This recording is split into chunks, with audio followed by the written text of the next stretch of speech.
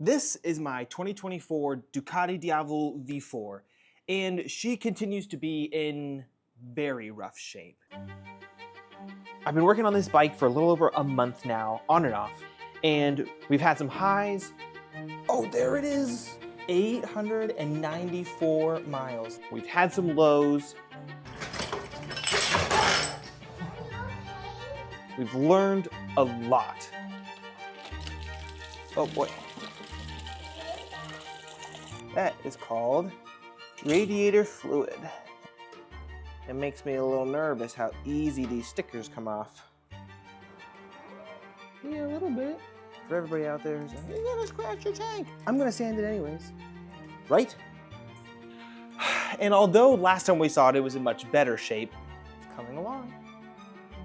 It seems to be, with this motorcycle, 2 steps forwards and 1 step backwards. Oh no.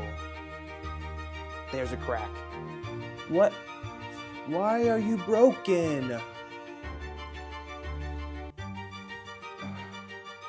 Last time we were here, we had the gas tank, this seat, the back seat, and some of the fairings even put back on this motorcycle. But since then, we've had to take them back all off the bike. And the reason being is, before we can even try to start this motorcycle, we need the gas tank prepped and painted, so that way we can get all the components back in it, gas in it, and start this motorcycle.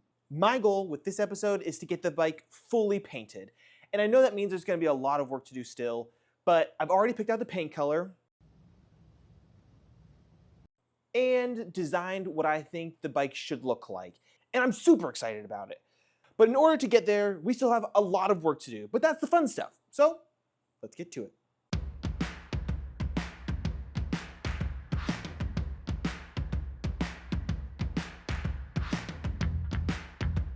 The first step in this process is to go through each and every one of the fairings and remove any of the decals that you see on them. Although this looks like a really good piece, there's not much scuffing on this, we do need to prep it for paint because we're going to paint these a whole new color. And so any of these decals need to come off, and then we're going to get to sanding. So what we're doing here is really just one by one going through and trying to find all the decals and remove them. For these types of jobs, it's best to go slow. No need to create more work for ourselves down the road.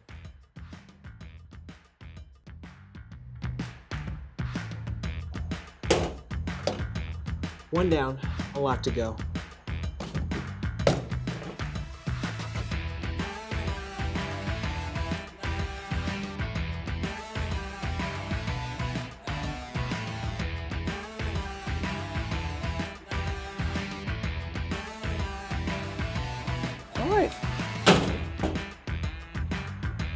Okay, good to go. Now that all the decals are removed, we can get to sanding. To do that, I got a few different options for sanding. First, I have an 80 grit sanding block, and that's gonna be for all the parts on these fairings that have some major scuffing on them, just to get those kind of blocked down. Then we'll move on to P180, and that's again still a heavier grit to really kind of get through that paint. And then we'll have 400 to smooth things over and get them prepped for the bodywork. Again, this is all new to me, so if you're seeing me and you're seeing what I have and you're cringing inside, I feel you, I hear you. These are all going to a body shop as well, and they will yell at me, and I will let you know if they yell at me. Please don't yell at me.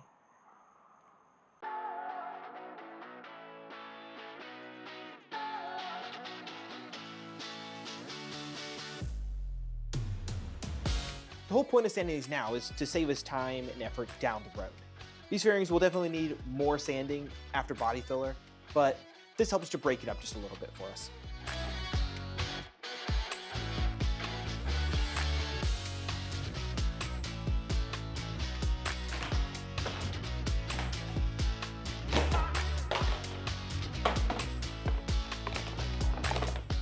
Do I like my hat backwards or forwards? That's the question. Also, is this recording? I don't know.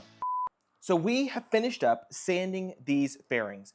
They're done for now. Next thing that we need to do is body filler. A number of these, most of these fairings have little areas that need body filler. Some of them are very minor, just little scratches that could use a little bit of filler in them.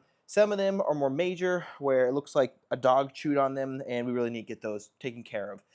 But the big thing that we need to do next is the gas tank. And the gas tank needs to be sanded still. It needs some body work done on it because there is a little bit of a dent in it that needs to be fixed.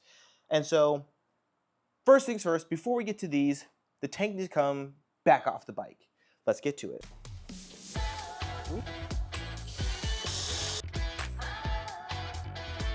All right, so as you can see with this, there is a good dent right here in the corner of this gas tank. And so that's gonna need to be fixed. We're gonna need to sand this down and get some body filler in there. It could be pulled, but it's so small. It's not that big of a deal to me to just cover that up. Before we get to sanding, before we get to the dent here, there are some decals and some stickers that need to come off this tank before we can paint it. So that's first, so let's get to it.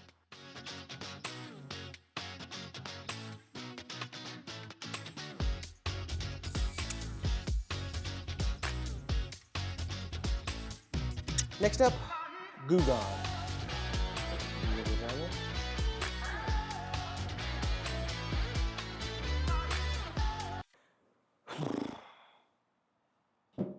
All right, well, I think I went overboard with sanding before I did the body work, but I did get a lot done.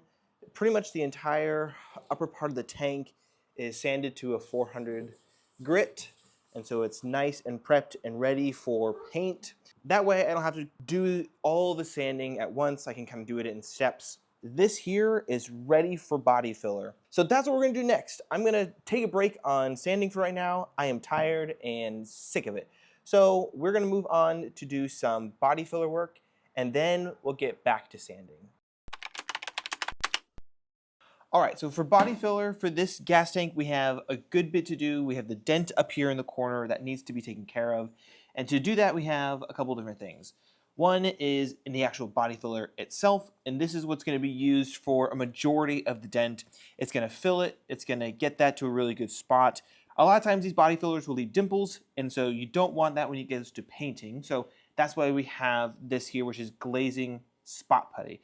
This glazing putty is going to be the second step of this process, where after this dries, after we sand this down and get this shaped really good, we'll go back over with this glazing putty, and the glazing putty will be another layer on top of the body filler to make sure those fine little details get filled in. It's perfectly smooth. That way when we lay down the primer and then the paint, everything looks really, really clean, very smooth, almost OEM. And so that's the process. First, we're gonna start with this body filler, let that dry, sand it, and then move to the glazing putty, let that dry, sand it, and go from there.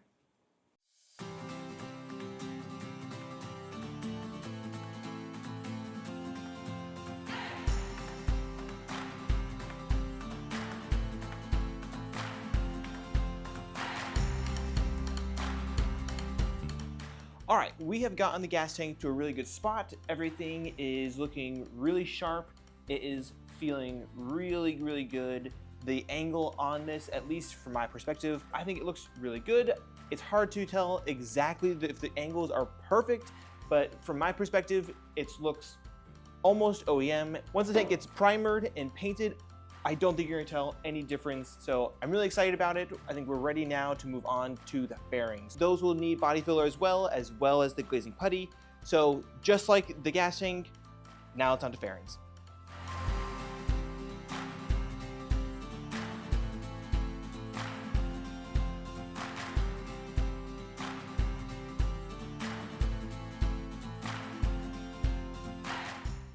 All right, we are completely finished with the fairing bodywork. We have finished up all of the body filler, and as you can see, some of these fairings here needed a little bit more than others. This one here is the oil pan fairing, and so it got chewed up by the ground pretty bad.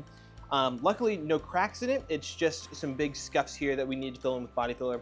Got it sanded to a 400. We are looking good with that. Some of these fairings, like the tail fairing, just had the smallest nicks in them, like somebody sat on it funny.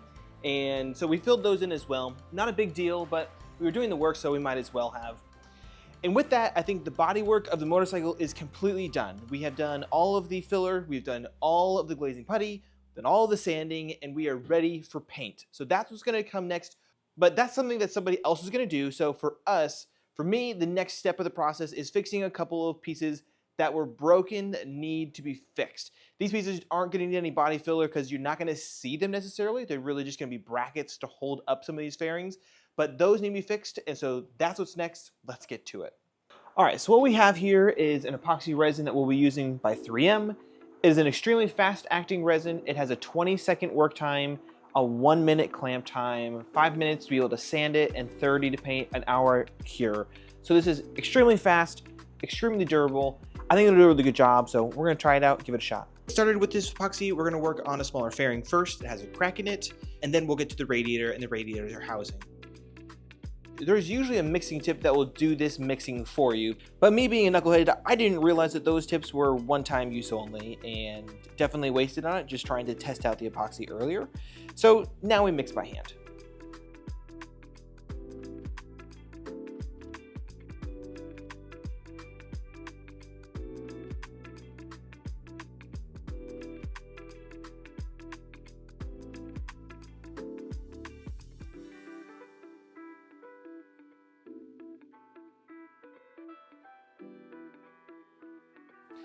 All right, so another piece that I want to be working on for the body is the radiator, and specifically the radiator plastic housing. I don't know. This piece here is supposed to be over here on the radiator. It is not right now. It is broken. But to replace the entire back housing of this radiator is just not possible. So I have to repair it or buy a whole new radiator, which is like $1,200. And that to me just isn't gonna fly. So we're going to take off the plastic housing of this radiator and then try to fix it and then put it back on. This piece here is just a bracket to hold on some of the inner fairings. And so if I can get it to be stable enough on here, fix it up, then I think we should be good to go. All right, so it looks like 10mm is gonna be the go-to for this, which is great. All right.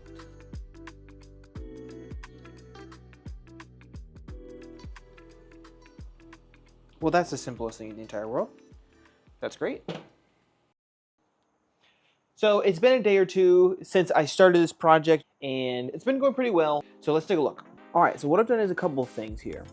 So I created a groove all along where the crack is in the actual plastic housing, as well as put in these holes along the edges and a little spot in the middle as well where it passes through.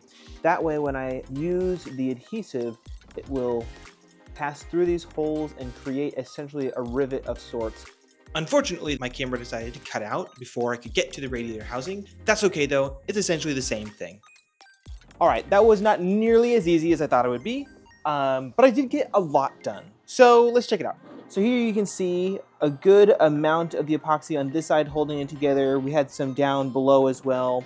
And on the flip side, we put some there as well.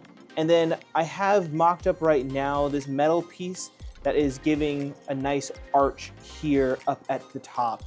There's a lot holding it together, but that piece is really solid already, and it's been only like 5 minutes, which is great. Plus, that piece is really just another stay for a fairing piece, so there's not gonna be a lot of weight added to it. It's really just gonna be there to hold the fairing in place and not have it rip off the bike. I think it'll do its job fairly well.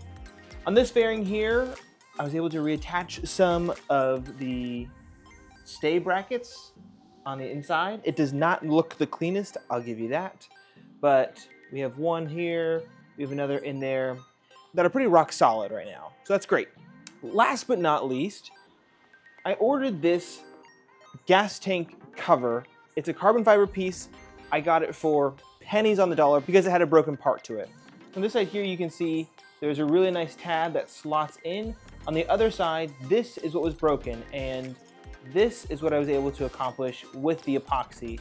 So what I did was I created a mold out of hot glue from the good tab and poured the epoxy into that mold and set it in place where it was broken off before. That's fixed. Again, that piece wasn't integral to the part at all.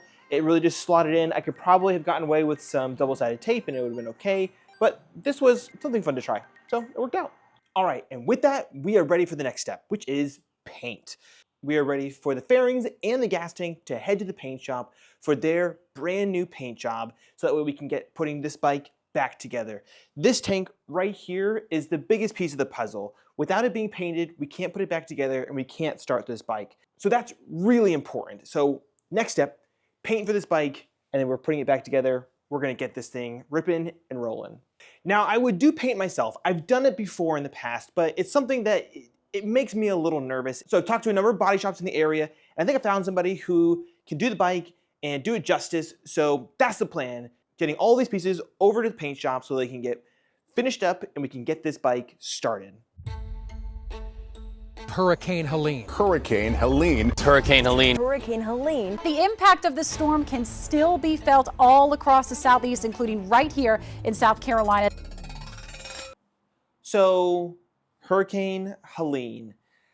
Hurricane Helene swept through the Carolinas, which is where I am currently, and it caused just so much devastation to the area. Houses were destroyed, areas were literally washed away, and people were left without homes, and it was honestly a terrible situation. In my own home, we didn't have too much damage. We had a little bit of water damage, if you can see it up there. But unfortunately, the business that I was working with to get the paint job done was completely underwater. And I can see if I can post a video of that or a picture of that here. But what that meant for me was it's just time. And so it has been a minute since the last video that you saw, just because of everything that's been going on. But I was able to find a local paint company that was able to fit the bike in, fit the pieces in, and get the paint done. So it has been a minute again, but we got it done. And I'm excited to show you, I'm very excited to show you what the paint color is and talk a little bit more about that. So let's take a look. So this color here is a British racing green, which what Diavels have done in the past, which I think is really cool, is they partner-ish with these other companies, these other car companies, these exotic car companies. Diavel has done Lamborghini in the past. They most recently have done the Bentley. And I thought, what better way to do a custom Diavel build than to do a kind of homage to an exotic sports car as well, and doing the Aston Martin Diavel. So that's what we're doing here. We have the British Racing Green from Aston Martin. We also have done some yellow accent colors, really, really lightly used yellow accent colors here on some of the smaller fairing pieces. But that'll be really cool. I'm really excited about how this turned out. And the most exciting part about this whole thing is now we can put together that gas tank. And so we can start putting it back together and get this thing started once and for all. So that's what's next. And I really appreciate all of your support, all of you following along. That's gonna be the end of this video though. With this green, with this color reveal finally realized, we're gonna say goodbye for now. And then the next episode, we are getting this bike started. So stick around and we'll see you next time. See you later, bye.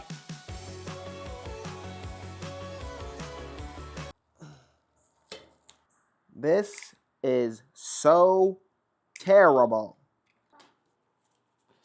This is gonna take forever.